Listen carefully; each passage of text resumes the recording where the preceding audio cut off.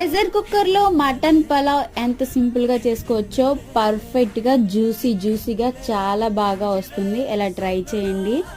Mutton pulao అనేది first mutton తీసుకోండి. దాంట్లో సాల్ట్, పసుపు అండ్ కారం, ధనియాల పౌడర్, జీలకర్ర పౌడర్, మటన్ పౌడర్ అండ్ కొంచెం మిరియాల పొడి వేసేసుకొని పెరుగు వేసుకొని బాగా కలుపుకోవాలి.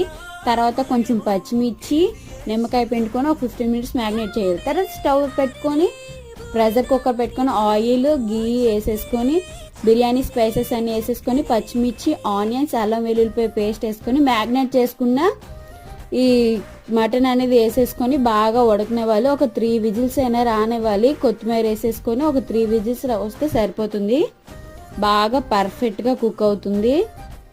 తర్వాత స్ట్రైన్ చేసుకున్న బియ్యాన్ని వేసేసుకొని 1 కప్పు రైస్కి 2 కప్పులు వాటర్ వేసేసుకొని సాల్ట్, కొత్తిమీర, పుదీనా వేసేసుకొని 3 విజిల్స్ వస్తే చాలా